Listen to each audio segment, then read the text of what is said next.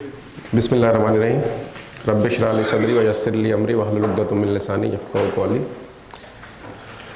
Research के topic पे बात करने से पहले कुछ बुनियादी कॉन्सेप्ट पे बात कर लेते हैं, क्योंकि रिसर्च के हवाले से डायरेक्ट छलांग मारने से पहले उसकी ज़रूरत और अहमियत के ऊपर अगर थोड़ी सी बात कर लिया तो मेरे ख़्याल में रिसर्च की अहमियत या उसके अफादियत के बारे में कुछ अंदाज़ा हो जाएगा। रिसर्च का टॉपिक सिर्फ साइंस से जुड़ा हुआ नहीं है, सोशल साइंस से जुड़ा हुआ है। और रिसर्च वो चीज़ है जो आदमी करता नहीं है, हालात और वाक़यात बाद दफ़ा उससे करवा भी देते हैं। बाद में साइंस जिस तरह डेवलप होती गई उसने कुछ चीज़ों को पैटर्न बना दिया, कुछ चीज़ों को रेगुलराइज कर दिया। अब जो रिसर्च जिसे आप पढ़ते हैं या करते हैं वो रेगुलराइज्ड वे ऑफ रिसर्च है, इवन दो कि वो उस तरह रिसर्च नहीं कहलाएगी जिस तरह रिसर्च हुआ करती थी। लेकिन अगर मैं समझाना चाहूँ आपको तो उससे पहले एक चीज़ ये समझिए कि दुनिया में हकीकतें किस तरह बनती हैं। हकीकतों को जानने से पहले हकीकत बनने के अमल के बारे में जानना बहुत ज़रूरी है। अगर मैं आप लोगों से बोलूं कि आप लोगों को क्या नज़र आ रहा है, क्या जवाब देंगे? ऐसा ही है, जबकि ऐसा नहीं है। आपको ये अलमारी, ये शेल्फ, ये बोर्ड और मैं नज़र नहीं आ रहा, सिर्फ दायरा नज़र आ रहा है।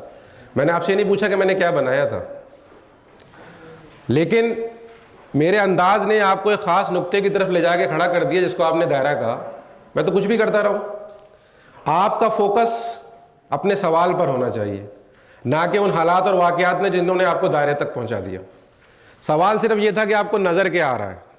अगर आप इस सवाल को सही समझेंगे तो इसके नतीजे में सही काम कर सकते हैं, लेकिन अगर आप सवाल को समझने की सलाहियत खो देंगे तो आप किसी भी दायरे के पास पहुँच जाएंगे। रिसर्च से पहले जो चीज़ समझने की है कि हकीकत किस तरह कंस्ट्रक्ट होती है और हकीकत को किस तरह बनाया या बिगाड़ा जा सकता है। और ये वो अमल है कि जिसको अगर समझना सीख जाएं तो उसके बाद उसकी तहकीक करना निस्बतन आसान हो जाता है। जिस तरह मैंने आपको दायरे की मिसाल दी, इसी तरह ये बहुत पुरानी हमारी मिसाल है कि हम लाइन बना के पूछते हैं कि ये छोटी है कि बड़ी है। इस लाइन के बारे में आपका क्या ख्याल है, छोटी है कि बड़ी है? अगर मैं ये लाइन बना के पूछूं कि छोटी है कि बड़ी है तो आप क्या कहेंगे? और अगर ये लाइन बना दूं, इस लाइन ने कुछ किया, ये बदली नहीं, ये उतनी की उतनी रही जितनी पहली दफ़ा थी, लेकिन इसके आसपास की सूरत-ए-हाल की वजह से आपकी राय बदलती चली गई। यानी इस लाइन में कोई कतन तब्दीली नहीं हुई। ये लाइन ना मैंने मिटाई ना छोटी की, लेकिन एक वक्त में आपने इसको बड़ा बोला और दूसरे वक्त में इसको छोटा बोला, सिर्फ इसके आसपास के हालात तब्दील होने की वजह से। तो जो हकीकतें हैं वो हालात और वाक़यात बनाया करते हैं। अगर मैं अपना हाथ उठाऊं और आप लोग से पूछूं ये क्या है, तो आप लोग क्या जवाब देंगे? हाथ है, उंगलियां हैं। उंगलियां हैं। अगर मैं मैथ की क्लास में ये हाथ उठाऊं, बहुत आराम से कोई 5 बोलेगा। अगर मैं किसी झगड़े के दरमियान ये हाथ उठा दूं तो आपको लानत नजर आने लगेगी। ऐसा ही है, अगर मैं क्रिकेट के मैदान में ये हाथ उठाऊं तो दूसरा आके इस पर ताली मार के चला जाएगा। अगर मैं यही हाथ एयरपोर्ट पे उठाऊं तो दूसरा आदमी भी यूं कर देगा। इस हाथ में कोई तब्दीली वाक़ई हुई? तो इस हाथ की हकीकत को 5 मुख्तलिफ अंदाज में 5 मुख्तलिफ मौक़ों पर आपने क्यों बयान किया? इसलिए कि आप जो आसपास के हालात हैं उसके नतीजे में इस हाथ की हैसियत को देखना चाह रहे होते हैं, समझना चाह रहे होते हैं, और वो आस पास के हालात बयान कर रहे होते हैं कि ये हाथ है क्या। यह हाथ दर हकीकत कुछ भी नहीं होता। हम मिसाल देते हैं माशरे के अंदर कि एक आदमी किसी के जनाजे में लाल रंग के कपड़े पहन के चला जाए, तो बहुत अजीब लगता है, बहुत अजनबी सी बात है कि लाल रंग के कपड़े जनाजे में क्यों वेयर किए हमें। या एक चीज़ जो हमारे माशरे के अंदर है कि अमूमन शादी ब्याह के अंदर दुल्हन वाइट कपड़े नहीं पहनती। ऐसा ही है कल्चरल एस्पेक्ट हमारा, लेकिन यूरोप में तो दुल्हन वाइट कपड़े पहन के दुल्हन बनती है। तो रंगों को जबान किसने दी है? काला रंग शोक के लिए, लाल रंग खुशी के लिए, सफ़ेद रंग अमन के लिए या किसी की बेवकी के लिए, ये निशान रंगों को किसने दिए हैं? और रंगों के ये मतलब क्यों पैदा हुए हैं? क्या ख्याल है, क्यों पैदा हुए हैं? हालात और वाक़यात ने। अगर किसी के घर कोई पैदाइश हो या वलादत हो और मैं जाकर उसको पिंक रंग का जोड़ा दे दूं तो आप उसको क्या समझेंगे? अगर किसी के घर कोई वलादत हुई हो और मैंने पिंक कपड़े तोहफे में दिए हो, उसका 1950 से पहले अमेरिका में बच्चों को पिंक और बच्चियों को नीला दिया जाता था। 1950 के बाद इस कलर का कंस्ट्रक्ट चेंज करके आपने लड़कों के लिए ब्लू और लड़कियों के लिए पिंक कर दिया। वेस्टर्न कल्चर के अंदर वाइट ड्रेस ब्राइडल ठहरा, आपके यहाँ रेड ब्राइडल बन गया। किसी के यहाँ सोक का रंग काला रहा, किसी के यहाँ सोक का कोई और रंग रहा। लेकिन ये मुख्तलिफ रंगों के जो मुख्तलिफ नाम आपने दिए हैं, ये अपने हालात और वाक़यात के लिहाज से दिए हैं। इन रंगों का कोई नाम नहीं है, इन रंगों की रंग की कोई पहचान नहीं है। मां सवाल ये है कि आप उसको किस आंख से देखने लगे हैं। अगर मैं आपसे पूछूं कि ये जो मैंने बनाया है ये क्या है? सर्कल है। अच्छा, अगर ये बना दूं 10 है, और अगर मैं ये कर दूं O हो गया, और इसके ऊपर अगर मैं कोई शेप बना दूं तो ये सर्कल क्या है? व्हील बन गया। इस सर्कल में तो कोई तब्दीली नहीं आई, इसके अतराफ ने इसके मतलब तब्दील कर दिए। जब मैंने F बनाया तो आपने इसको O कहना शुरू कर दिया, जब मैंने 1 बनाया तो आपने इसको 0 कहना शुरू कर दिया। अगर मैंने ट्राइंगल बना देता आप इसको सर्कल कहना शुरू कर देते। तो ये चीज़ खुद क्या है, इसकी क्या हकीकत है? ये क्या है? इसकी भी कोई हकीकत है या अतराफ की चीज़ें ही बताएंगी कि ये क्या है? मगर सर अतराफ की चीज़ें भी वही बताएंगी जो इसकी पहली कोई शनाख्त है। हम कभी भी इसको 5 नहीं कहेंगे, हम कभी भी इसको स्क्वायर नहीं कहेंगे, हम कभी भी इसको माइक नहीं कहेंगे। वो चीज़ें जो उर्फ़ आम है वो चीज़ें हमें बताती है, इससे हटकर हम नहीं बता सकते। अच्छा चले एक और इसका इसी बात पे बात करता हूँ। आपको किसने बताया कि इसे सर्कल कहते हैं? मेरी मालूमात में मालूमात है। मालूमात का सोर्स क्या है? अगर इंसान इसको नाम दे देता डॉग, वैसे डॉग कह रहे होते हैं। इंसान ने इसको नाम दे दिया सर्कल, हम इसको सर्कल कह रहे हैं। इंसान अगर इसको सर्कल कह रहा होता आप इसको सर्कल कह रहे होते। हमें बताया गया कि पिंक बच्चियों के लिए, लेकिन इससे पहले तो पिंक बच्चों के लिए था। तो ये मालूमात और वाक़ियात तो हम खुद दे रहे होते हैं ना, उसी खुद के समझने की बुनियाद पर तो हम तय कर रहे होते हैं कि चीज़ें हैं क्या हकीकत में। मिसाल के तौर पर मैं कहूँ कि एक आदमी शराब पीता हुआ पकड़ा गया,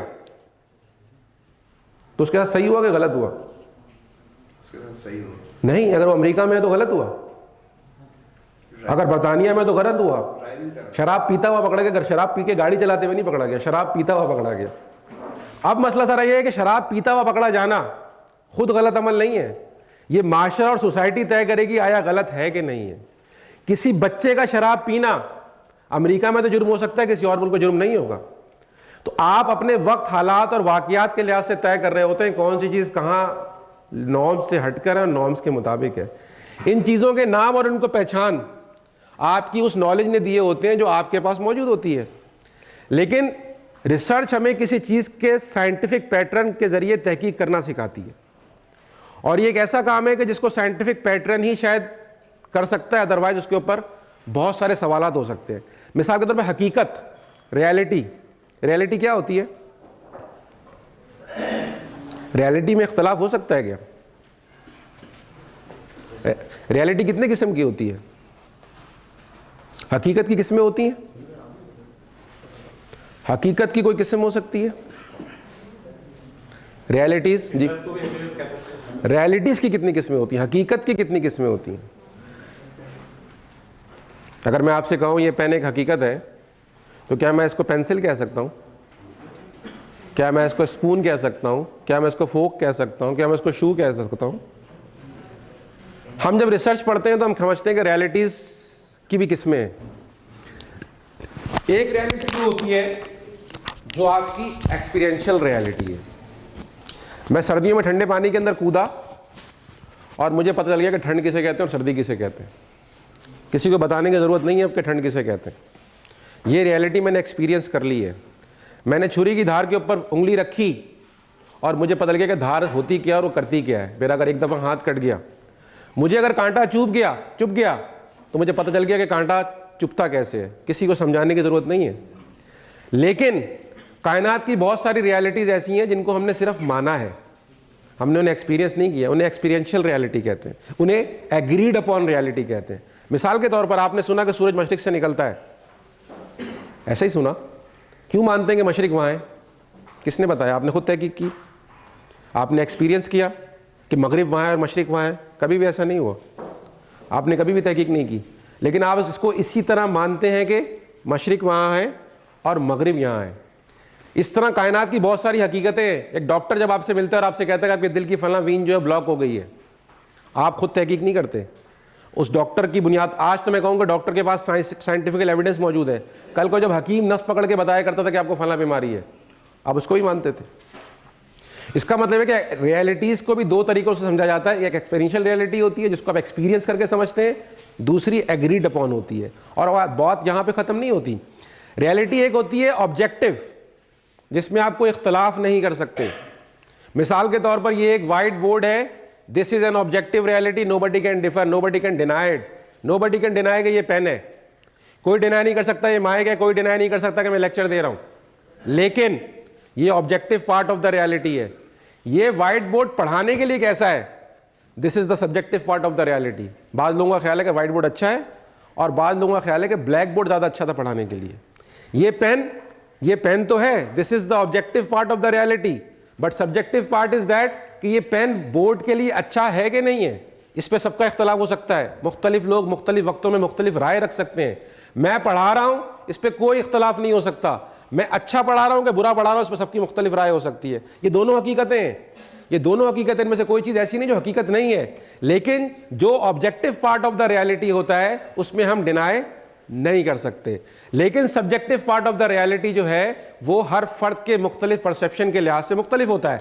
मिसाल के तौर पर ये डाइस जो आप लोगों को नज़र आ रहा है, मुझे नज़र नहीं आ रहा उस तरह। इस डाइस पे लगी हुई चीज़ जो आपको नज़र आ रही है, मुझे उस तरह नज़र नहीं आ रही। अब ये subjective matter of the reality है कि एक चीज़ मौजूद है लेकिन मैं उसको उस अंदाज में नहीं देख पा रहा जिस तरह आप उसको देख पा रहे हैं। लेकिन मैं भी यहाँ से खड़े होकर इख्तलाफ नहीं कर सकता कि ये डाइस है और आप भी वहाँ से बैठ के इख्तलाफ नहीं कर सकते कि ये डाइस है।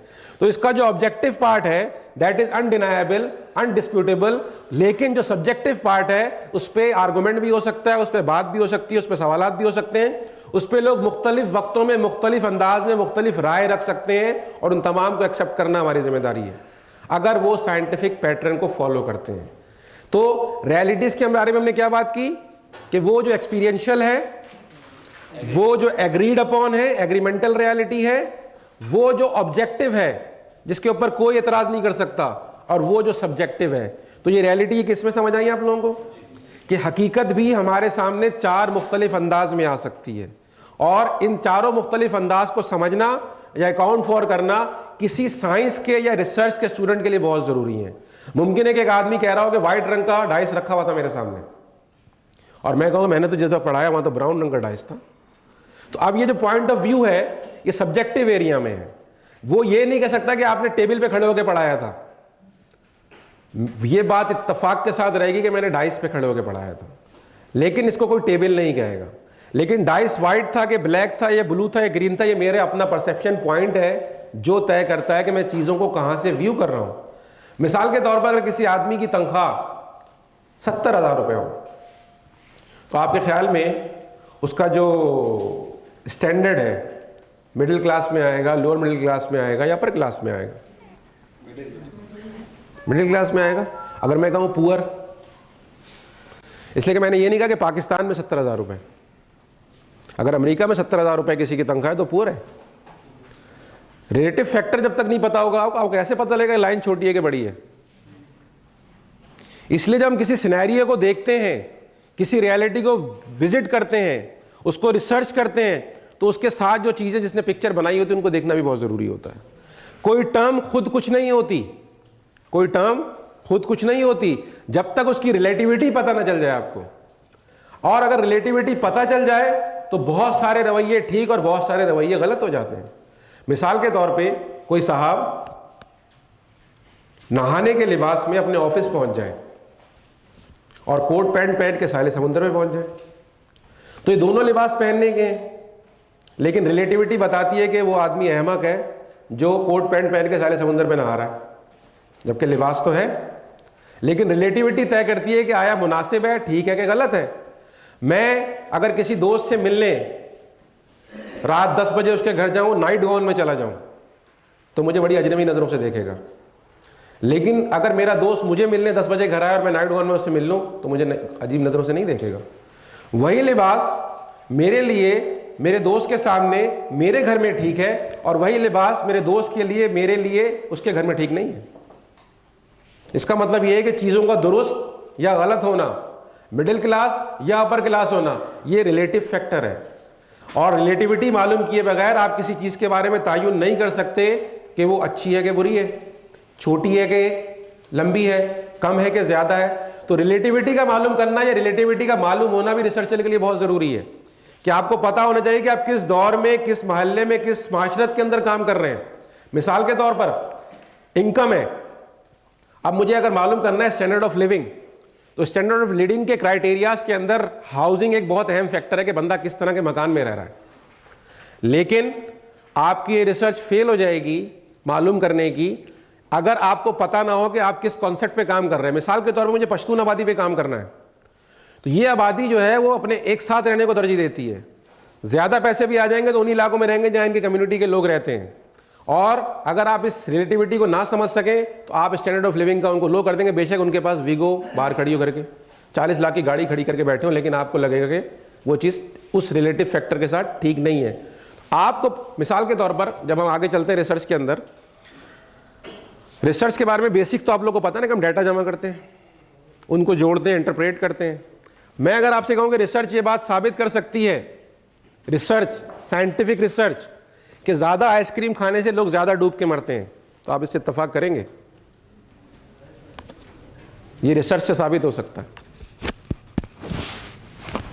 ज़्यादा आइसक्रीम खाने से लोग ज़्यादा डूब के मरते हैं। कैसे बताते हैं?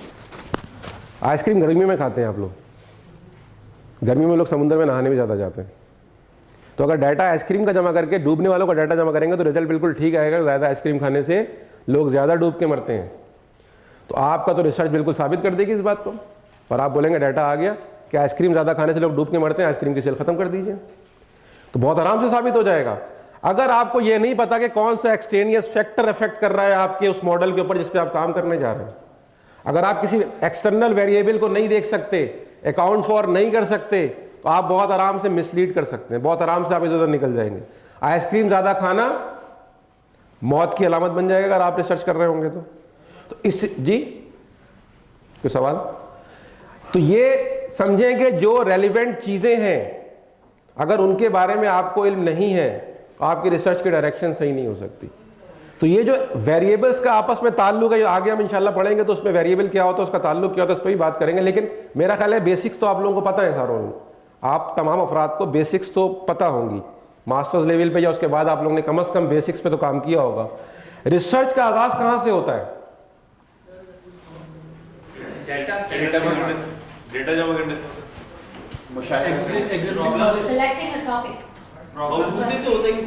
Enquiring mind. Enquiring mind is the start of a research process. जो इंक्वायरिंग माइंड है ये रिसर्च का आगाज कर देता है। इसलिए कि दुनिया में लोगों ने सेब बहुत गिरते देखे होंगे, लेकिन न्यूटन का इंक्वायरिंग माइंड था कि उसने सेब का एक रेलिवेंस तलाश कर लिया। आर्शिमिडीज को पानी में डूबते हुए या कुछ और समझ आया, लोग इससे पहले ही बाथ टब में नहाते होंगे।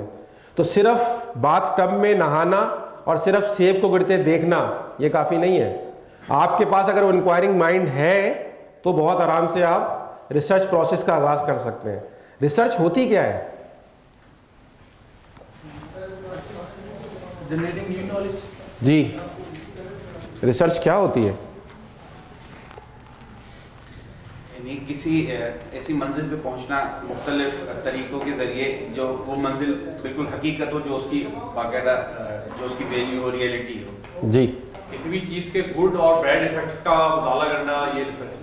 जी, नामालूम से मालूम का सफर। और मालूम कोई मालूम करना चाहें तो? लेकिन इसके लिए भी मुख्तलिफ वेज होते हैं।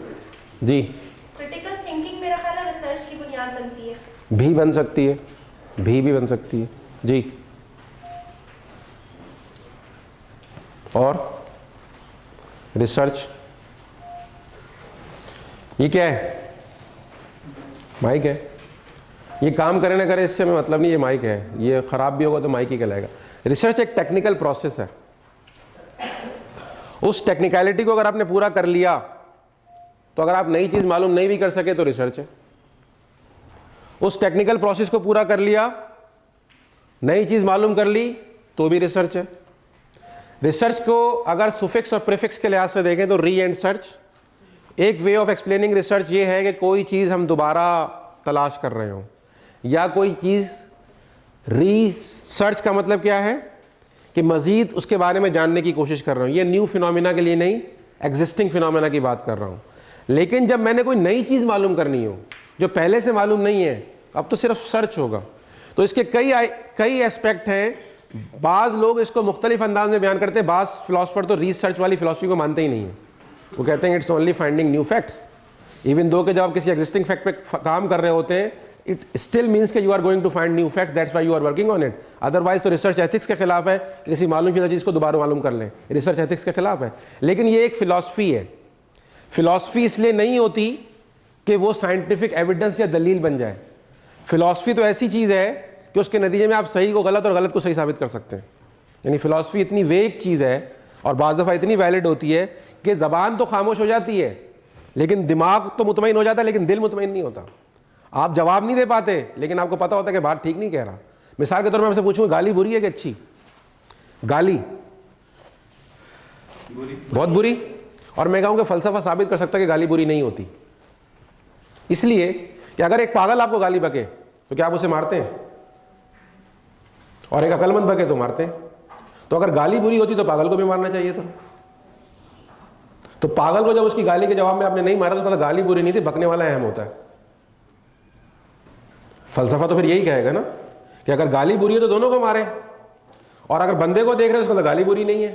क्योंकि दोनों इक्वेशन में अगर गाली सेम कर दूं, एक इक्वेशन में आप बंदे की पिटाई करेंगे, दूसरे में छोड़ देंगे, तो गाली तो कांस्टेंट है। तो गाली अगर कांस्टेंट है तो आप भी कांस्टेंट हो, तो तीसरा वेरिएबल जो तब्दील हुआ वो क्या है? बंदा। तो इसका मतलब गाली तो बुरी नहीं है, बंदा बुरा होता है। तो आप फलसफा तो इसको साबित कर सकता है, लेकिन क्या इसका मतलब किसी की गाली कबूल कर लेंगे, अच्छा जी गाली बुरी नहीं होती, फिर भी कबूल नहीं करेंगे आप। यानी आपका दिमाग इस फलसफे के आगे झुक भी जाएगा तो आपका दिल इस बात को नहीं मानेगा। तो इसलिए फिलॉसफी में जब हम बात करते हैं तो बहुत सारे एस्पेक्ट्स चल रहे होते हैं और बैक वक्त कई सिनेरियोज ठीक होते हैं। यानी इसमें इख्तलाफ करना, लड़ना कोई मसला नहीं है। मसला सारा है कि मुझे जो नज़र आ रहा है वो आपको नज़र नहीं आ रहा, और आपको जो नज़र आ रहा है मुझे नज़र नहीं आ रहा। हमें यह समझने की ज़रूरत है कौन कहाँ से खड़ा होकर किस चीज़ को देख रहा है। और अगर हमें डिफरेंट एंगल्स और डिफरेंट सिनेरियोज पता चल जाए लोगों की फुटिंग्स के, तो बहुत आराम से हम पूरी पिक्चर ड्रॉ कर सकते हैं। बहुत आराम से हम पूरी पिक्चर ड्रॉ कर सकते हैं। इंसान इतना वर्सटाइल है मालूम करने में, चीज़ें देखने में, चीज़ें सोचने में, कि अगर मैं आप लोगों से कहूँ कि ये कुछ पैसे हैं और आप लोग अपनी पसंद का खाना ले आए, तो शायद हर फर्द एक दूसरे से मुख्तलिफ चीज़ लेके आएगा। ऐसे ही मैं आपसे बोलूँ छत पे जाएं और ड्राइंग करें किसी भी चीज़ जिसको आप अच्छा समझते हो, स्काई लाइन ड्रॉ कर दें, कोई और सीनरी ड्रॉ कर दें जो आपको नज़र आ रही हो, हर फर्द की ड्राइंग एक ही हकीकत के मुतालिक होगी, लेकिन एक दूसरे से मुख्तलिफ होगी। ऐसा ही है। तो जब हम एक साथ देखे जाने वाली चीज़ों को मुख्तलिफ अंदाज में बयान करने या ड्रॉ करने की सलाहियत रखते हैं, और वो तमाम चीज़ें बैक वक्त दुरुस्त होती हैं, उनमें से कोई चीज़ भी गलत नहीं होती, तो हम कैसे कह सकते हैं कि फ़लाँ की रिसर्च गलत और फ़लाँ की रिसर्च सही है? नहीं, सिर्फ एक चीज़ है जो हमें गलत और सही साबित करने की तरफ लेके जाती है, that is the technical aspect of the research, not the findings of the research. The only thing that matter is the technical aspect of the research. कि टेक्निकल एस्पेक्ट अगर रॉन्ग है, मिसाल के तौर पे कुर्सी 4 टांगे होती हैं, लेकिन 3 टांगों की कुर्सी पे दिमाग नहीं आता। 4 पहिया गाड़ी के होते हैं, लेकिन 3 पहिए वाले को हम गाड़ी कहने में आमादा नहीं होते, बेशक आप उसे गाड़ी जैसा बना ही क्यों ना दे, रक्षा कह देते हैं, ट्राई मोटर के इस तरह का लफ्ज़ इस्तेमाल करते हैं उसके लिए। इसका मतलब है कि जो कंसेप्चुअल पार्ट है इसकी बड़ी अहमियत है कि हम किस चीज़ के बारे में क्या कॉन्सेप्ट रखते हैं। रिसर्च का आगाज़ सबसे पहले कॉन्सेप्चुअलाइजेशन ऑफ द प्रॉब्लम से होता है कि प्रॉब्लम को किस तरीके से आपने कॉन्सेप्चुअलाइज किया है। अगर आपने कॉन्सेप्चुअलाइज सही कर लिया है तो उसके बाद बाकी सारे काम शुरू होते हैं। मिसाल के तौर पे मैं किसी से कहूं कि इंची टेप से मेरा बुखार नाप के दिखाए, इंची टेप से मेरा बुखार नापे या थर्मामीटर से मेरा कद नाप दे, दोनों मेजरमेंट स्केल हैं, लेकिन हमें पता है कि मेजरिंग के अंदर दोनों की एक ख़ास महदूदियत है, लिमिटेशंस है, इवन दो के दो both are for the measuring purpose still, but we know that thermometer is for the temperature and इंची tape is for the height और ब्रेड्थ और लेंथ समथिंग एल्स। मैं पत्थर से बिल्डिंग की लंबाई नाप सकता हूँ? नाप सकता हूँ पत्थर से। मैं बैरोमीटर से बिल्डिंग की हाइट नाप सकता हूँ, नाप सकता हूँ। मिसाल के तौर पर मुझे अगर ये पता हो कि एक पत्थर जो है मैंने जो फेंका और स्टॉप वॉच में मैंने देखा कि उसने 1 फीट का सफ़र 10 सेकंड में किया, तो मैं बिल्डिंग के ऊपर से फेंक के बहुत आराम से बता सकता हूँ कि बिल्डिंग की हाइट कितनी है। ऐसा ही बता सकता हूँ, इसका मतलब पत्थर से हाइट नापी जा सकती है। मैं बैरोमीटर से एयर प्रेशर के जरिए बता सकता हूँ कि बिल्डिंग की हाइट कितनी है। गो के बैरोमीटर बिल्डिंग की हाइट नापने के लिए नहीं बना, उसके लिए अप्रोप्रिएट टूल नहीं है, but still we can do something, still we can do something, still I can do it. तो मसला सर है कि हर चीज़ किसी खास मकसद के लिए बनी होती है, लेकिन उससे दूसरे काम भी हो सकते हैं अगर आप आउट ऑफ द बॉक्स सोचने की कोशिश करें। मैं पत्थर से लंबाई नाप सकता हूँ, मैं पत्थर से कद नाप सकता हूँ, मैं बैरोमीटर से हाइट नाप सकता हूँ, जो कि उसके लिए नहीं बने हैं। लेकिन एप्रोप्रिएट टूल इस्तेमाल करना, ये रिसर्चर की ज़रूरत है। इसलिए कि जो पत्थर से नापेगा वो तो उस वक्त नापेगा जब उसके पास कोई और स्केल ना हो। रिसर्चर के लिए ज़रूरी है कि जो एप्रोप्रिएट टूल है, जो एप्रोप्रिएट टेक्निक है, उसको इस्तेमाल करें। और अगर आपको मेजरमेंट टूल और मेजरमेंट टेक्निक सही नहीं पता तो आप सही मेजरमेंट नहीं कर सकते।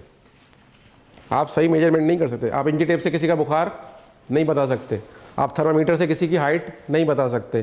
तो एप्रोप्रिएट स्केल इस्तेमाल करना सही चीज़ को मेजर करने के लिए ये बहुत ज़रूरी है। ये किस वक्त मुमकिन है? जो पहली चीज़ हमारे साथ होती है जिससे हम आगाज़ करते हैं, दैट इज कॉन्सेप्ट।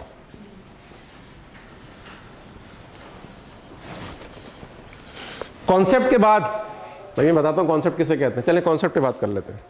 कॉन्सेप्ट से क्या समझते हैं आप? किसी भी सोशल प्रॉब्लम की बात करें, किसी भी सोशल प्रॉब्लम की बात करें जिसको आप सोशल प्रॉब्लम समझते हैं,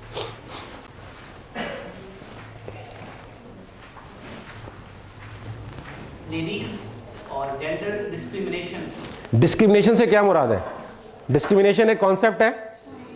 अब ये जॉब प्लेस डिस्क्रिमिनेशन है, घर की डिस्क्रिमिनेशन है, प्लेग्राउंड की डिस्क्रिमिनेशन है, स्कूल की डिस्क्रिमिनेशन है, यूनिवर्सिटी की डिस्क्रिमिनेशन है। किस चीज़ की डिस्क्रिमिनेशन की बात कर रहे हैं आप? ये अब कॉन्सेप्ट को आप कंस्ट्रक्ट करने का तरीका बताएंगे। कॉन्सेप्ट कुछ भी नहीं है। मिसाल के तौर पे अमनो अमान, ये एक कॉन्सेप्ट है। अमनो अमान से मुराद क्या है आपकी? आप कत्ल की वारदातें नापना चाहते हैं, मोबाइल स्नैचिंग की वारदातें नापना चाहते हैं, गली मोहल्ले के झगड़े, डोमेस्टिक वायलेंस, किसकी बात कर रहे हैं आप? तो ये कॉन्सेप्ट जो है ये क्लैरिटी मांगता है। और मिसाल के तौर पे मैं आपसे कहूँ कि गुलैल से हाथी मार दीजिए, तो फ़लसफ़े के लिहाज से तो बिल्कुल ठीक कह रहा हूँ, गुलैल मारने की चीज़ और हाथी मरने की चीज़ है। तो ऐसा कर सकते हैं आप? नहीं कर सकते, इसलिए कि उसके लिए अप्रोप्रिएट नहीं है, उसके लिए वो टूल नहीं बना जो कि मारने के लिए बना, लेकिन हाथी मारने के लिए नहीं बना। तो कॉन्सेप्ट अगर क्लियर है तो असला भी आप ठीक इस्तेमाल करेंगे। अगर आपका कॉन्सेप्ट वेग है, आपको नहीं पता कि अमनो अमान से आप क्या लेना चाह रहे हैं, मतलब मिसाल के तौर पर आप आईजी सिंह का इंटरव्यू लें तो वो कहता है कराची के अमनो अमान की सूरत हाल अच्छी है, जिसका सुबह मोबाइल छीना वो कहता है बहुत ही ख़राब है। ऐसा ही है, जिसकी कल मोटरसाइकिल छीनी हो तो वो कहता है हालात तो वैसे के वैसे ही हैं, बल्कि पहले से ज़्यादा ख़राब होंगे, पहले तो मेरी मोटरसाइकिल नहीं छीनी थी, अब तो मेरी भी छिन गई। ऐसा ही है ना। अब मसला सर है कि हालात की दुरुस्तगी का कॉन्सेप्ट क्या चल रहा है, आप किसे कॉन्सेप्चुअली दुरुस्त हालात समझते हैं। कॉन्सेप्ट इतने अहम होते हैं कि ये बहुत सारी चीज़ों को बिल्कुल ही बदल देते हैं। मिसाल के तौर पर कराची में जब ऑपरेशन शुरू हुआ तो एक कॉन्सेप्ट था कि फ़ौजी अदालतें ये हालात ठीक करने के लिए बहुत ज़रूरी हैं, और अदालतों की जो सुस्त रवि है मुकदमात का फैसला करने की, ये जो है हालात ख़राब कर रही है। अच्छा मुझे ये बताइए, पाकिस्तान में कहीं अदालतें सही काम कर रही हैं? सही नहीं कर रही ना। तो सब जगह के हालात कराची जैसे ख़राब क्यों नहीं है? ठीक चले, फ़ौजी अदालतें, कराची में फ़ौजी अदालतों ने कितनी सज़ाएं दी हैं अब तक? शायद सिर्फ एक सज़ा दी है जो भी अभी तक एग्जीक्यूट नहीं हुई है। तो कराची के हालात कैसे ठीक हो गए? अगर फ़ौजी अदालतें मसाइल का हल थीं, हमारा कॉन्सेप्ट जो था कि मसला सारा अदालती निज़ाम का है, तो अदालतें जब बन गई और मुकदमात उनमें चले गए तो बग़ैर फैसले हुए ही हालात कैसे ठीक हो गए? इसका मतलब है कि there were some hidden factors also, जिसको मालूम करना रिसर्चर का काम है। हम पढ़ते हैं अमेरिका में एक विंटर में बल्कि एक रिसर्च हुई पुलिस पेट्रोलिंग पे कि पुलिस पेट्रोल से जराइम कम हो जाते हैं। एक रिसर्च कंडक्ट की एक ख़ास काउंटी के अंदर तकरीबन 2 महीने का पीरियड था जिसके अंदर पुलिस पेट्रोल को इंक्रीज़ कर दिया गया, और जब डाटा जमा किया उस काउंटी का 2 महीने बाद तो जराइम का रेशो जो है 30% नीचे आ गया। बहुत आराम से कोरिलेशन बन रहा है कि पुलिस पेट्रोल इंक्रीज़ होने से जराइम कम हो गए, लेकिन वहाँ बहुत सारे पाकिस्तानी जहन के लोग भी होते हैं कि टांग खींच लेते हैं। तो एक आदमी ने चैलेंज कर दिया कि रिजल्ट ठीक नहीं है। उसने उसके साथ वाली काउंटी का उन्हीं 2 महीने का डाटा उठाया और वहाँ भी जराइम 30% कम हो गए थे जहाँ पुलिस पेट्रोलिंग नहीं बढ़ी थी। यानी एक काउंटी में पुलिस पेट्रोलिंग बढ़ाई गई, दूसरे में नहीं बढ़ाई गई। जिसमें बढ़ाई थी वहाँ 30% जराइम कम हुए, लेकिन जहाँ नहीं बढ़ाई थी जब मालूम किया गया वहाँ के डाटे को मैच किया तो वहाँ भी 30% कम हो गई थी। फिर रिसर्चर्स ने सर जोड़ा कि अब क्या करें, तो पता चला ये कि that was the extreme winter at that time. जो एक्सटेनियस वेरिएबल जो इफेक्ट कर रहा था that was extreme winter, not the police petrol. तो एक्सट्रीम विंटर होगा तो लोग घरों से बाहर नहीं निकलेंगे, जब घरों से बाहर नहीं निकलेंगे तो चोर घर में कैसे आएगा? चोर भी रेस्ट करेंगे, चोर रेस्ट भी करेंगे और घर खाली होगा तो जाएंगे ना। घर खाली होगा तो जाएंगे, जब घर ही खाली नहीं होगा तो कैसे चोरी करेंगे? तो रिसर्चर अगर ये चीज़ें ना देख रहा हो और इतना ज़्यादा विजिलेंट ना हो, उसकी इतना ज़्यादा अपने टारगेट्स पे और अपने वेरिएबल्स पे नज़र ना हो, तो बहुत आसानी से कोई भी चीज़ मिसलीड कर सकती है। बहुत आसानी से कोई भी चीज़ मिसलीड कर सकती है। तो इंसान जब चीज़ों को देखता है, इंसान जब हकीकतों को देखता है, तो साइंस हमें यह कहती है कि जो scientific inquiry of inquiring things है, scientific mode of knowing thing है, that is far more better than the human inquiry mode. और वो उसमें कुछ गलतियां बताती है कि जिन गलतियों के नतीजे में आप हकीकत से दूर हट जाते हैं। ये ठीक है कि उसकी भी एक लिमिट है अगर हम मज़हब के लिहाज से सोचते हैं, लेकिन अभी मैं उसकी बात नहीं कर रहा। साइंस ये कहती है कि इंसान जब इंक्वायरी करता है, इंसान जब तयन करता है तो वो गलती करता है। वो कौन कौन सी गलतियां करता है? पहली गलती साइंस जिसे कहती है that is illogical reasoning. The first error in the personal human inquiry is illogical reasoning. How? कैसे? वो एक मिसाल है कि 2 दोस्त पुल के किनारे खड़े हुए थे, 3 दोस्त थे, एक आदमी लंगड़ाता हुआ आ रहा था, तो तीनों ने पूछा क्या है? एक ने बोला कि इसकी टांग टूटी हुई होगी, दूसरा बोला इसको पोलियो होगा जिसके से लंगड़ा रहा है ये, तीसरा बोला इसको मोच वोच आई होगी ये लंगड़ा रहा है। जब वो बंदा करीब आया तो उसने बोला मेरी चप्पल टूटी हुई थी।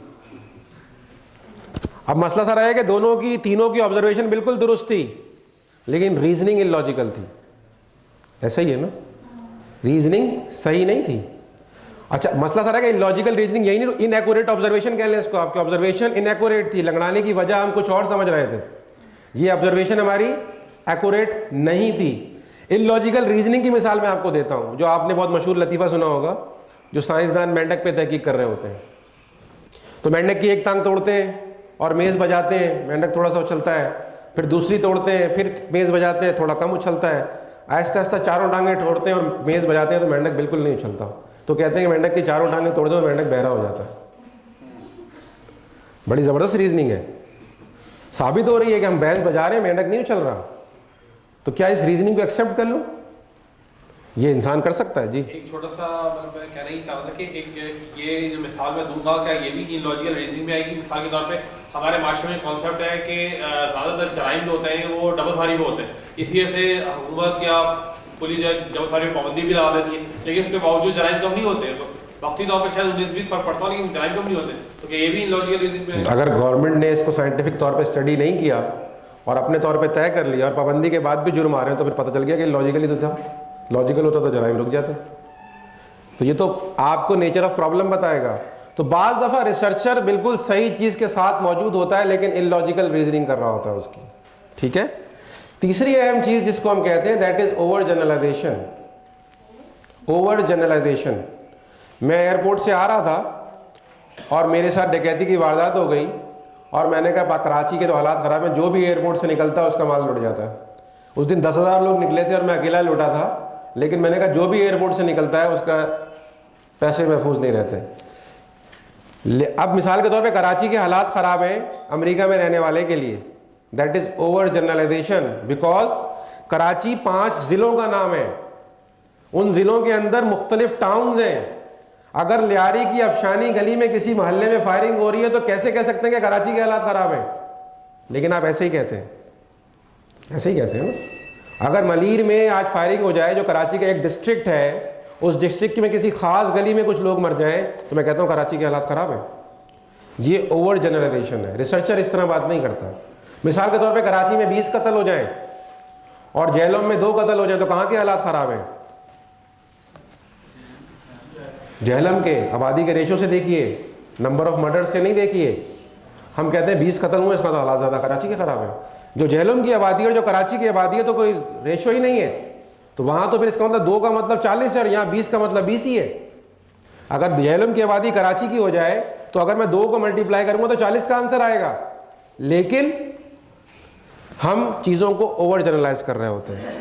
छोटी सी चीज़ होती है और चीख पड़ते हैं कि ये तो इसका मतलब है कि सब कुछ ख़राब हो गया, पाकिस्तान के हालात ख़राब हैं, पाकिस्तान में कुछ नहीं हो सकता, पाकिस्तान में एक से एक गाड़ियाँ भी हैं और एक से एक बंगले भी और एक से एक लोग भी रह रहे हैं, लेकिन पाकिस्तान के हालात बहुत ख़राब हैं। ऐसे ही है ना। ये ह्यूमन इंक्वायरी का, मोड ऑफ ह्यूमन इंक्वायरी का प्रॉब्लम है। ये खराबी है ह्यूमन इंक्वायरी की। मैंने आपको कौन कौन सी बताई? पहले मैंने आपको बताया इनएक्यूरेट ऑब्जर्वेशन, चप्पल टूटी हुई है और आप समझ रहे हैं कि टांग टूटी हुई है। मैंने फिर बताया आपको इलॉजिकल रीजनिंग कि मेंढक की टांगें तोड़ के आप ये समझ रहे हैं कि मेंढक जो है सुनना बंद कर चुका है। तीसरा मैंने आपको बताया overgeneralisation, that means you are something, you are उसको आउट ऑफ कॉन्टेक्स्ट आप मैग्नीट्यूड को बड़ा करके समझ रहे हैं, जो कि उसका मैग्नीट्यूड ओरिजिनल मैग्नीट्यूड नहीं है। चौथा मैंने आपको क्या बताया? सिलेक्टिव ऑब्जर्वेशन, कि किसी एक वाक़ये की बुनियाद पर, किसी एक इवेंट की बुनियाद पर सबको बुरा समझ लेना या सबको अच्छा समझ लेना। मिसाल के तौर पर कराची में पॉलिटिकल पार्टीज़ का कोई सर्वे करने आए और गलती से लियारी में घुस जाए तो बताएगा अगले इलेक्शन में तो ज़ाहिर बलोच जीत रहा है पूरे कराची के अंदर। अगर इसी तरह वो मलीर में घुस जाए तो बोलेगा अगले इलेक्शन में तो पूरे कराची में पीपल्स पार्टी जीत रही है। अगर वो अजीदाबाद घुस जाए तो बोलेगा अगले इलेक्शन में तो भाई लोगों ने आ जाना है। ऐसा ही होगा। क्या रिसर्च के पैराडाइम्स को पूरा नहीं कर रहा, पैरामीटर्स को पूरा नहीं कर रहा? कर रहा है, but the observation is selective. इंसान जहाँ रहता है समझता है पूरे कराची में वही हो रहा है। अगर कोई अजीज़ाबाद में रहता है तो समझता है कि पूरे कराची में एमक्यू में, कोई लियारी में रहता है तो समझता है कि पूरे कराची में, अगर अखबार ना पढ़ता और टीवी ना देखता हो तो। हम अपने सिनेरियो के लिहाज से चीज़ों को समझ रहे होते हैं। जिस सिनेरियो में हम रहते हैं हम समझते हैं कि बकिया सिनेरियो उसी तरह से हैं। इसकी मिसाल हम थे लंदन में, तो एक अखबार में वाक़या आया, स्लाव का एक एरिया जहाँ एशियंस बहुत ज़्यादा हैं, सिख्स हैं, पाकिस्तानी कम्युनिटी है, हिंदू हैं, सारे एशियन रहते हैं। तो कहते हैं वहाँ एक अंग्रेज़ खातून किसी मार्केटिंग सर्वे के लिए गई तो किसी बूढ़ी सिख औरत ने दरवाज़ा खोला और अंदर मुड़ के अपने बेटे से कहती, बेटा देखो कोई फॉरेनर आया है। बरतानिया में वो गोरी को फॉरेनर कह रही है, इसलिए कि आसपास उसको सारे पाकिस्तानी या इंडियन नज़र आते हैं। तो उसने कहा बेटा देखो फॉरेनर आया है कोई। तो फॉरेनर तो हमारे यहाँ काला हो भी नहीं सकता ना, हम तो काले को भी नहीं, हम गोरे को फॉरेनर कहते हैं। किसी काले को हम फॉरेनर नहीं कह सकते, खुदा न खास्ता। कभी कहा है? उसे काला कह देते हैं, अफ्रीकन कह देते हैं। फॉरेनर्स तो हम सिर्फ गोरी चमड़ी वाले को कहते हैं। तो ये वो हमारे माइंड के अंदर बने हुए क्राइटेरियाज हैं जिनकी बुनियाद पर हम चीज़ों को देख रहे होते हैं। लेकिन ये ह्यूमन मोड ऑफ इंक्वायरी है जो कि वैलिड नहीं है। ये वैलिड उस वक्त होती है जब इसको साइंस का सहारा मिलता है। जब तक साइंस का सहारा ना मिले, जब तक आप डाटा और पैटर्न को स्टडी ना कर लें, आप इसको रिलायबल समझ ही नहीं सकते, आप इस पर यकीन कर ही नहीं सकते। और आखिरी गलती जो ह्यूमन इंक्वायरी में होती है वो उसके हम कहते हैं कि टू एयर इज़ ह्यूमन, कि इंसान गलती कर सकता है। टू एयर इज़ ह्यूमन, इंसान गलती कर सकता है। और ये आप अदालतों में जाएं तो जितनी शहादतें होती हैं, शनाख्ती परेडें होती हैं, पाकिस्तान में तो शायद डाटा जमा नहीं होता, अभी अमेरिका का डाटा आया है कि जो पिछले डीएनए के कोडिंग के बाद, डीएनए की शनाख्त के बाद जब उन्होंने तारीखी तौर पर दिए गए कत्ल के मुकदमात की सज़ाओं को चेक किया जो कि आई विटनेस अकाउंट पे दी गई हैं, ऐनी शहादतों की बुनियाद पर, तो 70% गलत साबित हुई हैं। 70% गलत थी। 70% इज़ मोर देन इनफ। और पाकिस्तान में नहीं कह रहा, अमेरिकन कोर्ट्स में कह रहा हूँ। आई विटनेस अकाउंट की बात कर रहा हूँ, सरकमस्टेंशियल एविडेंस की बात नहीं कर रहा जिसमें फ़लाँ ने कहा कि फ़लाँ को देखा है, फ़लाँ अंदाज में फायर करते हुए देखा है, फ़लाँ को मारते हुए देखा है। आई विटनेस अकाउंट के 70% केस जो हैं डीएनए ने गलत साबित किए हैं, जिनमें कन्विक्शंस हो चुकी हैं। तो ये है टू एयर इज़ ह्यूमन। उन लोगों ने झूठ नहीं बोला होगा, उन लोगों ने गलत बयानी करने के लिए पाकिस्तान की तरह झूठी शहादत नहीं दी होगी ना, ऐसा ही है ना। कहते हैं ना कि पाकिस्तान में सबसे ज़्यादा सच कहाँ बोला जाता है, दुनिया में सबसे ज़्यादा सच कहाँ बोला जाता है, शराब खानों में, और सबसे ज़्यादा झूठ अदालतों में हल्फ उठा के, सिर्फ अदालतों में नहीं, हल्फ उठाने के बाद बोला जाता है। तो मसला सर है कि आई विटनेस अकाउंट की 70% शहादतें गलत साबित होती हैं। ये टू एयर इज ह्यूमन है। एक और चीज़ जो हमें असरअंदाज, हम पे असरअंदाज होती है, हमारी राय पर, हमारे तासुर पर, हमारे फैसलों पर, जिसको हम कहते हैं कि ह्यूमन अथॉरिटी। शाहिद आफरीदी ने अगर साबुन इस्तेमाल किया और उसके जरासीम खत्म हो गए तो हमारे भी खत्म हो जाएंगे। अगर शाहिद आफरीदी लाइफ बॉय इस्तेमाल करके जरासीम से निजात पाता है तो हम भी जरासीम से निजात लाइफ बॉय इस्तेमाल करके पाएंगे। शाहिद आफरीदी को देख के फैसला कर रहे हैं कि साबुन कौन सा इस्तेमाल करना है, जिसका कोई ताल्लुक नहीं जरासीम से और कोई इंसेक्टिसाइड पे काम नहीं किया उसने। रीमा को देख के और अदाकाराओं को देख के फैसला करते हैं कि हमने कौन सा साबुन इस्तेमाल करना है। क्यों? अथॉरिटी, उनका माशरे में रोल है, असर है। उस असर की बुनियाद पर हमारी साबुन इस्तेमाल करने की राय पे असर पड़ जाता है, कॉस्मेटिक इस्तेमाल करने की राय पे असर पड़ता है, कपड़ों का डिज़ाइन इस्तेमाल, मिसाल के तौर पे ख़वातीन जिन कपड़ों को ड्रंक में डाल देती हैं कि ये आउट ऑफ फैशन हो चुके हैं, ऑब्सोलीट हो चुके हैं, कहीं पहना तो लोग बेइज्जती करेंगे कि ये इतना पुराना फैशन पहन के क्यों आ गई, ठीक 6 साल बाद दोबारा पहन के घूम रही होती है फैशन के अंदर। इसलिए कि उस वक्त की जो अथॉरिटीज़ होती हैं उन्होंने उसको ऑब्सोलीट बनाया होता है, तो आपके लिए ऑब्सोलीट हो जाता है। जब नेक्स्ट अथॉरिटी उसको दोबारा इन कर दे तो आपके लिए दोबारा इन हो जाता है। तो आपका कॉमन सेंस कहाँ चला गया? खुद पर्सनल भी सेटिस्फेक्शन कोई है कि नहीं है? नहीं जी, अथॉरिटी असरअंदाज हो रही होती है। हमारे किसी बड़े ने कहा इसलिए हम इसी तरह मानते हैं। ऐसा ही है ना, सुकरात को फांसी क्यों दी थी आपने? सुकरात को दी थी ना, ज़मीन सीधी है। उस वक्त की रिलीजियस अथॉरिटी कहती थी कि ज़मीन सीधी है, वो कहता था ज़मीन गोल है। अथॉरिटी ने तो साइंस को मरवाया भी, जब भी तो एक जंग चली जिसके बाद सारे मसले हुए। अथॉरिटी आपकी राय पर असरअंदाज होती है, उसकी लॉजिकल रीजनिंग नहीं होती, उसकी कोई इंटरप्रिटेशन नहीं होती, उसका कोई डाटा कलेक्ट नहीं होता, बट वो इतना ही काफ़ी होता है कि अथॉरिटी की तरफ से आया तो हमने उसको मान लेना, इसलिए कि फला ने किया है। हमारे बड़े इस तरह करते थे, हमारे दादा इस तरह करते थे, हमारे फूफा इस तरह करते थे। इसके बाद क्या होता है हमें नहीं पता। दूसरी चीज़ जो हमारी राय पर असरअंदाज होती है, दैट इज ट्रेडिशंस, रिवायत। रिवायत जो है वो साइंस क्या गला घोट देती है।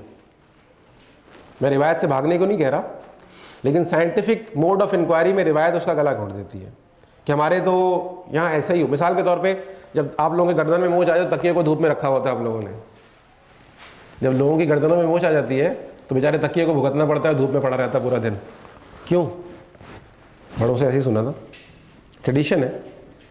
शादी ब्याह को देख लीजिए आप, ट्रेडिशन है। आपको अकल नहीं आ रही कि ये क्या कर रहे हैं, क्यों कर रहे हैं, कैसे कर रहे हैं, लेकिन इसी तरह तय है। हमारे यहाँ तो ऐसे ही होता है, हमारे बड़ों को भी हमने ऐसे ही करते देखा है। क्यों? इससे कोई मतलब नहीं है। तो आप ये जो काम कर रहे हैं, ये काम खुद दुरुस्त है कि गलत है, इससे कोई बहस ही नहीं है, इसलिए कि बड़े ऐसे ही करते थे। ऐसे ही है ना? नहीं?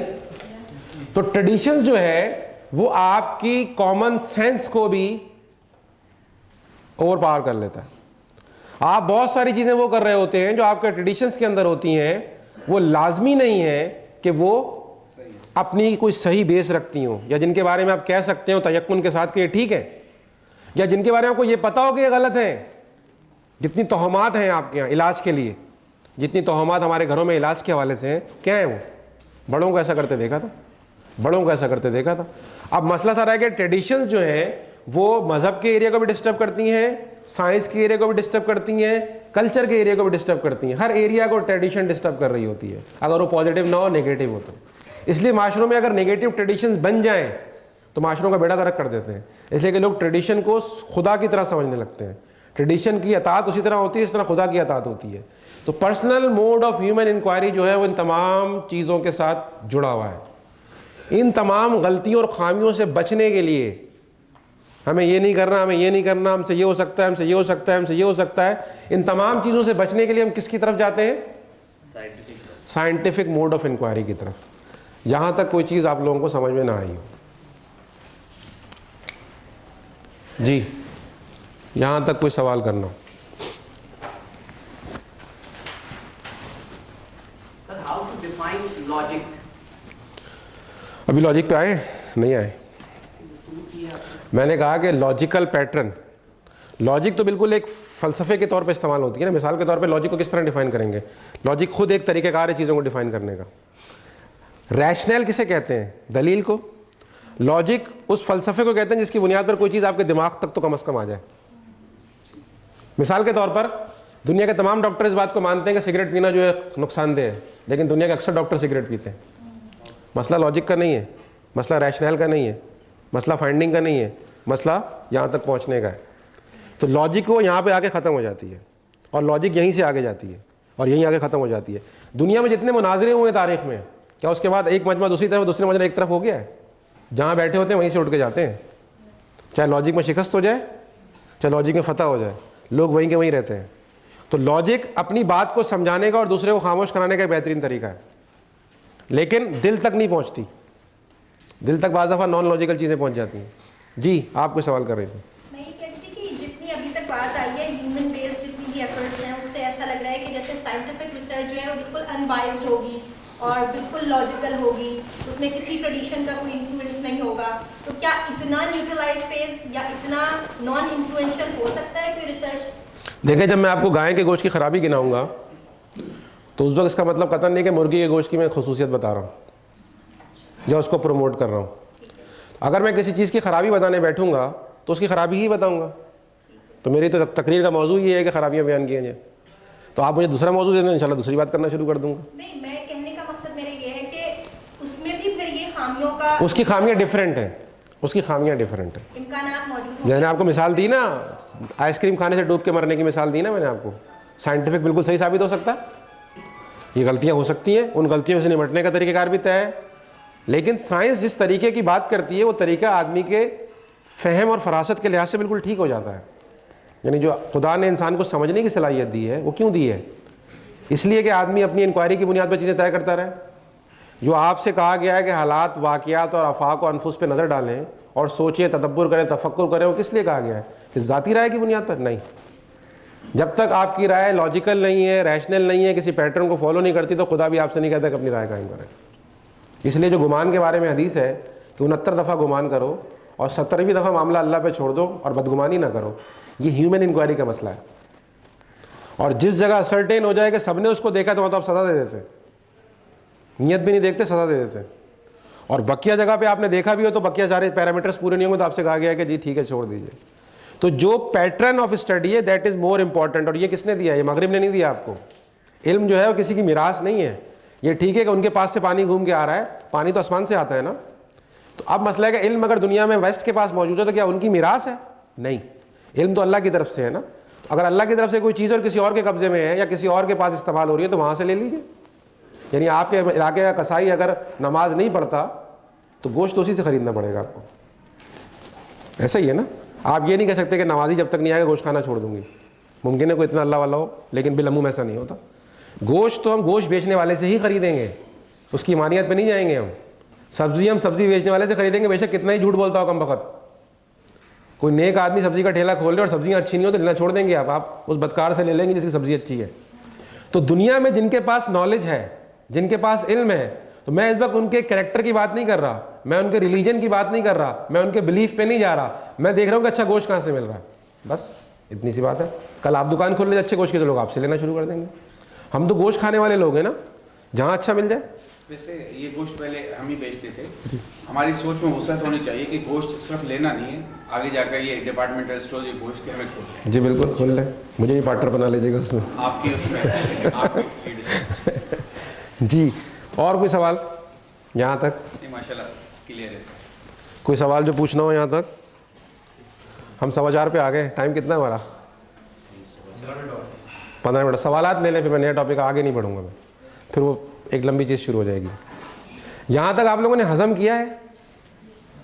हाजमे का मसला होता है ना।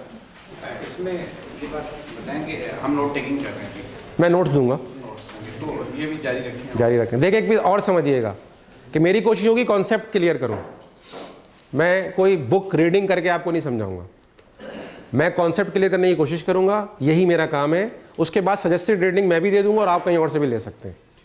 एक और चीज़ समझ लीजिएगा कि रिसर्च जो है वो खुदा की किताब नहीं है कि उसमें कोई मुख्तलिफ राय नहीं हो सकती। एक ही आयत के नाम पे कई आयतें प्रिंट हुई हुई हैं। यानी मैं इस तरह समझें कि एक ही टॉपिक पे कई मुख्तलिफ अंदाज हैं बयान करने के। किसी ने उसको किसी और डोमेन में रखा है। मिसाल के तौर पर आपके घर में अलमारी और आपने शेल्फिंग की हुई हो, एक आदमी सलवार कमीज ऊपर रखता है, एक पैंट शर्ट नीचे रखता है, जूते नीचे, एक आदमी जूते ऊपर रखना चाहता है तो उसकी भी मर्जी है भाई, वो जूते ऊपर रखता है उसकी मर्जी है, वो पैंट इधर रखता है, शलवार इधर रखता है। शेल्फिंग हर रिसर्चर ने, हर फिलोसफर ने डिफरेंट की हुई है। अलमारी के अंदर मौजूद चीज़ें तकरीबन सेम होती हैं तमाम लोगों के, लेकिन रखने की जगह मुख्तलिफ होती है। तो मैं एक ख़ास चीज़ बता रहा हूँ, इसका मतलब कतन नहीं कि आपको भी इसी शेल्फ में ये चीज़ रखनी है, लेकिन ये कॉन्सेप्ट ये है कि अलमारी जो बनेगी कपड़ों की, उसमें ये कपड़े रखे जाएंगे। आप उस कॉन्सेप्ट को समझ लीजिए। बाकी आपको जो शेल्फ आसान लगता है और जो कपड़े आपने ज़्यादा इस्तेमाल करने हैं उनको अपनी आसानी से रख लीजिए। तो सिर्फ कॉन्सेप्ट बिल्डिंग पे बात करेंगे, उसके बाद बाकी चीज़ें आप सजेस्टेड गूगल चाचा से पूछें, इंशाल्लाह वो बताएगा आपको। इसके बाद अभी तो हम बता रहे थे कि हम यहाँ जाएंगे क्यों, अभी तो मैं सदर जाने के फ़वाइद बयान कर रहा हूँ। सदर जाके क्या करना है तो सदर जाके बताएंगे। जी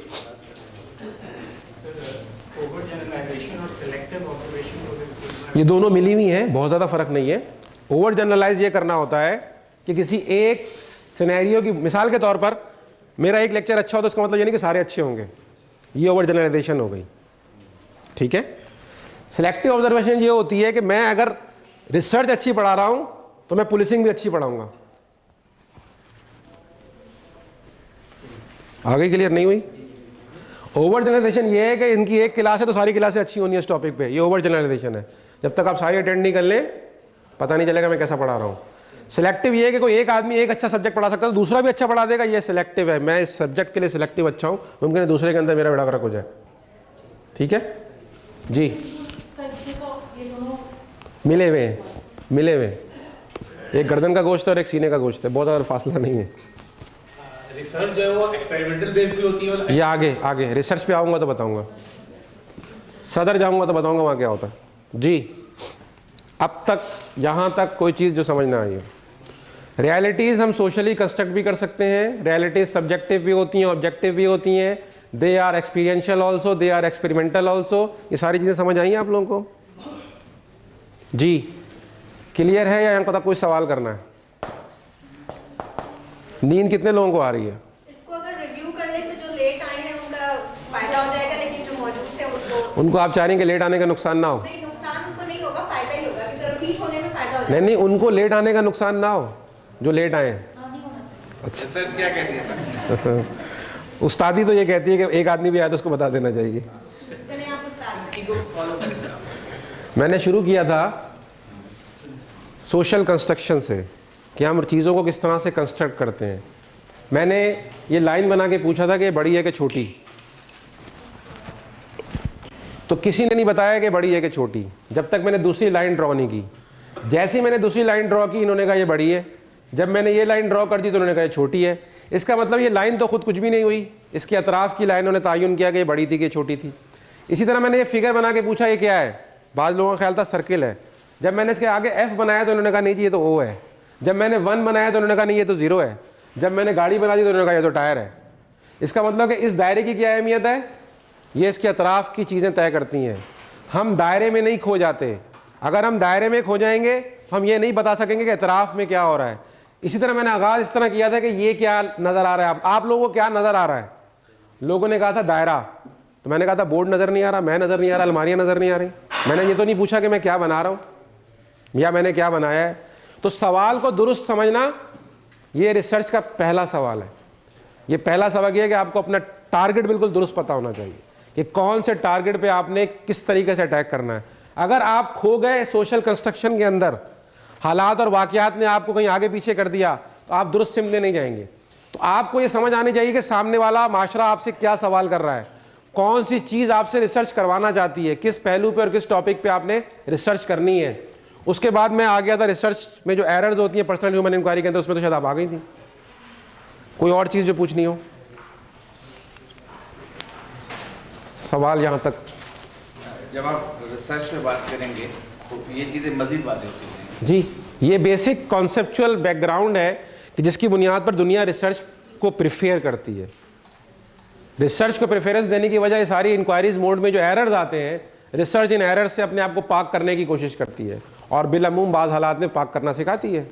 ऐसा नहीं कि ऐसा नहीं है। यानी आपने इस बिल्डिंग की छत में कितना सरिया डाला और कितना सीमेंट डाला, इससे पहले ये बिल्डिंग पहली दफ़ा ही बनी थी, लेकिन रिसर्च ने बताया था। एक और चीज़ बताऊँ आपको कि रिसर्च ने वो आसानियाँ कर दी हैं जिनका आप तसव्वुर नहीं कर सकते। दुनिया में कितने लोग हैं? 6.25 अरब, 6.5-7 अरब। कितने साइज हैं इंसानों के। आप किसी भी दुकान में घुसते हैं, आपके नाप का बना बनाया कपड़ा मिल जाता है। और मुझे पूरा यकीन है कि 6.25 अरब लोग भी किसी दुकान में चले जाएंगे तो उनका साइज़ मिल जाएगा उनको, माँ सवाए चंद एक्सेप्शंस के। ये रिसर्च के थ्रू मुमकिन है कि आपने इंसानों के 6.25 अरब लोगों को 10 से 12 साइज़ों में कैद कर दिया है। दुनिया के तमाम इंसानों को 10 से 15 जूतों के नंबरों में कैद कर दिया है। ऐसा ही है, रिसर्च ने बताया। आज एक रेस्टोरेंट को पता है कि हफ्ते की रात को कितना खाना पकना है और इतवार की रात को कितना खाना पकना है और पीर को कितना खाना पकाना है, कोई भी खाना नहीं बचता उसका। आपके शादी के फंक्शन में कैटरिंग वाले को इतना पता है कि 200 लोग अगर फैमिली वाले हैं तो कितना खाएंगे और फला जगह के रहने वाले तो कितना खाना खाएंगे। दोपहर का खाना है तो कितना कंजम्पशन होगी, रात का खाना है तो कितनी कंजम्पशन होगी। ये 2 आइटम है तो कौन सा आइटम कितना कंज्यूम होगा, ये क्या बताती है? ये पैटर्न स्टडी बताती है। आप बता देते हैं कि अगर पाकिस्तान ने पहले 10 ओवर में इतना स्कोर कर लिया तो मैच जीतने के इतने % चांसेस हैं। पाकिस्तान ने अगर पहले ओवर में इतना स्कोर नहीं किया तो मैच हारने के इतने %। ये रिसर्च बताती है, डाटा स्टडी बताती है। डाटा इतनी खतरनाक चीज़ है कि ये खुदा के मामलात में बगावत शुरू कर देता है। ये आपको बता देता है कि बारिशें कब होने वाली हैं, ये आपको बता देता है कि बारिशों के नतीजे में फसल कितनी होगी, ये आपको बता देता है कि इतनी ज़मीन पे कितना गल्ला पैदा हो सकता है। ये सारी प्रेडिक्शंस कौन सी चीज़ करती है? डाटा करता है, रिसर्च बताती है। तो रिसर्च ने आपकी दुनिया के बहुत सारे काम आसान कर दिए हैं। इतनी गैर इस्लामी चीज़ नहीं है ये। जी मैं एक बात कह रहा हूँ जी, तसादिम भी हो रहा है इस्लाम से। अभी उस पर नहीं आए, जब आए तो बात कर लेंगे। मगर ये जो आपका जुमला था वहाँ से बात हुई, इसका मतलब है कि आइंदा भी जो क्लासेस होगी उसमें इस तरह की कुछ बातें आप करने वाले हैं? नहीं, मुझे पता है कि मुझे किधर जाना है। ऑडियंस को आप देख लें। नहीं, ऑडियंस को मैं काबू कर सकता हूँ, मुझे खुद यकीन है कि मैं क्या कह रहा हूँ। अगर मेरा यकीन वहाँ नहीं होता तो आपको भी मैं वहीं ले जाता जब मुझे जाना था। उस पर बात करते हैं तो यहाँ से निकलती है। मसला नहीं है, हम गूंगे नहीं हैं, बोलना आना चाहिए। जी कोई सवाल रिसर्च टॉपिक के हवाले से आप लोगों के जहन में कोई सवाल है तो बताएं। सर इसकी इब्तिदा कब हुई? किसकी? रिसर्च इंसान की पैदाइश के बाद से। वैसे एक छोटा सा बच्चा घर में क्या करता है आपको पता है? वो दरवाजे खोलता है, इसमें क्या है? बिस्तर के नीचे डब्बे निकाल रहा होता है, इसमें क्या है? सब्जी की टोकरी खींच रहा होता है, इसमें क्या है? जो खिलौना दे उसके अलावा सब चीज़ों से खेल रहा होता है। ये उसका इंक्वायरिंग माइंड है। आगाज़ यहीं से हुआ है कि इंसान ने कायनात को समझने की कोशिश की, कायनात है क्या, खुदा कौन है, मेरा रब कौन है। ये हर दौर के सवालात हैं। इसके जवाबात मिलने के मुख्तलिफ मोड और मीडियम रहे हैं। वो हर दौर के वो रूहानी भी हो सकते हैं, वो मैकेनिकल भी हो सकते हैं, किसी तरीके से भी हो सकते हैं वो। जी और फ़िलासफ़ी के अंदर मुख्तलिफ़ चीज़ें हैं जो मुख्तलिफ़ अंदाज में देखी जाती रही हैं। हमारा मसला ये होता है कि हम दो धारों में बह रहे होते हैं कि रूह अफ़ज़ा भी हमारे पास बिक रही है और पेप्सी भी बिक रही है, तो हम देखते हैं हमें क्या पीना है। जहाँ सिर्फ पेप्सी बिकती है उन्हें कोई मसला ही नहीं होता कि रूह अफ़ज़ा भी शरबत है कि नहीं है। तो हमारा जो दूसरा मसला है उसको भी साथ साथ लेके चलना पड़ता है हमें कि हमारे यहाँ दूसरी चीज़ भी मौजूद है। तो इंशाल्लाह वो चीज़ भी साथ चलेगी अगर चलेगी। यानी आपका रिलीजन रिसर्च मना नहीं करता। दूसरा सबसे अच्छी चीज़ जो आपके रिलीजन की ये है कि आज तक की जाने वाली किसी तहकीक ने आज तक टू डेट इस्लाम की किसी चीज़ को गलत साबित नहीं किया। और साइंस ये कहती है कि किसी चीज़ को सही साबित करने के लिए दलील चाहिए तो गलत साबित करने के लिए भी दलील चाहिए। तो खुदा के वजूद को झुटलाने से लेकर हर चीज़ के लिए दलील चाहिए। दलील नहीं है, सही है, जब तक दलील नहीं होगी हम उसे गलत नहीं मान सकते। तो रिसर्च ने अब तक जितनी भी चीज़ें साबित की हैं, किसी ने भी आपकी किसी चीज़ को रिजेक्ट नहीं किया है, नल वाइड नहीं किया है। That is the soothing area of research. अब बकिया क्या है वक्त के साथ पता चलेगा। जी आपके जैसे कहा कि बच्चे रिसर्च करते हैं तो क्या हमारा मैं इंक्वायरिंग माइंड कह रहा हूँ। तो एजुकेशन सिस्टम गला नहीं घोट दे रहा है? तो मैं तालीम पे तकरीर करूँगा तो उस पर बात करूँगा इंशाल्लाह। फ़लसफ़े तो मैंने आपको बताया कि फ़लसफ़े से मैंने साबित कर दिया कि गाली बकना, गाली जो है बुरी नहीं होती। मैंने फ़लसफ़े से साबित किया था कि गाली बुरी नहीं होती, सही है। लेकिन रिसर्च से जब साबित करूँगा तो उस दिन बिल्कुल ठीक साबित हो जाएगा। फ़लसफ़े से तो आप नहीं मान रहे। रिसर्च जो है वो बिल्कुल साइंटिफिक पैटर्न और एक ख़ास सीक्वेंस को लेने का काम है। उसके मुताबिक ही आप चलेंगे तो रिसर्च कहलाएगी। जब आप टेक्निक को नज़रअंदाज कर देंगे तो रिसर्च नहीं कहलाएगी। मैं शलवार कमीज़ जिस कपड़े से सिलवाता हूँ बगैर सिलाए लपेट के पूरे मोहल्ले में घूमूंगा, कोई शलवार कमीज़ नहीं कहेगा। जैसे ही उस कपड़े को एक ख़ास अंदाज में सिलवा लूँगा लोग शलवार कमीज़ कहना शुरू कर देंगे। अंदाज सिलवाने का तब्दील कर दूँगा लोग पैंट शर्ट कहना शुरू कर देंगे। भाई है तो वही कपड़ा, कर सतरपोशी रहा है, लेकिन सिलवाने के अंदाज से आप उसका नाम बदल देते हैं। तो ऐसे रिसर्च के साथ भी है कि तमाम हक़ाइक़ वाक़ियात आपके अतराफ़ में हैं, जैसी किसी ख़ास पैटर्न से मोड ऑफ इंक्वायरी शुरू करते हैं लोग उसे ख़ास नाम देना शुरू कर देते हैं। ठीक है जी, ऐसा ही।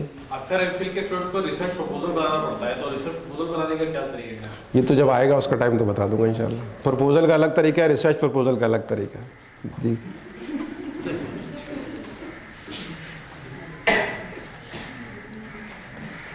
एमफिल के दौर में तो ये इसकी ज़रूरत नहीं पड़ती ना, पहले वाले एरिया की भी ज़रूरत है। जी कोई सवाल यहाँ तक करना हो?